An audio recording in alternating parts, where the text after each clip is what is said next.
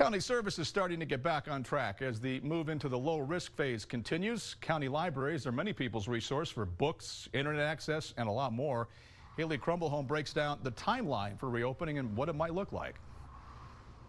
Yeah, so Mark, starting this week, book drops have just started opening at the county library, so you can return some of those items that you've had checked out for months. We found out after they're put in the book drop, they're going to enter a sort of book quarantine.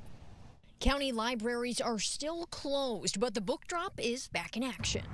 Stan Rosenzweig says he's usually a weekly visitor to the Whitmore branch. The books he checked out more than 2 months ago are collecting dust. As soon as they open up, or at least they open the drop, I can drop them off. They're getting a little yellow. And he's not the only one with items still checked out. When we closed, we had, I think, 400,000 items checked out. Sarah Neal is the marketing and communications manager for the Salt Lake County Library. She says to make sure items are safe to share, books will go from the drop to a brief quarantine. We're choosing to put them in quarantine because a lot of the treatments that we would do would actually damage the books and cut their life really short. So we'll take books in and leave them in a quarantine space for a number of days. Starting May 26th, patrons can put books on hold and go to their branch for curbside pickup.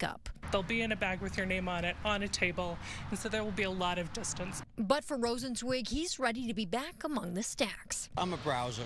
I like to browse through you never know what you're going to pick up. I miss it. I'm ready for it to be open. But unfortunately, the library says it will probably be late June, early July before patrons can actually go back inside the buildings.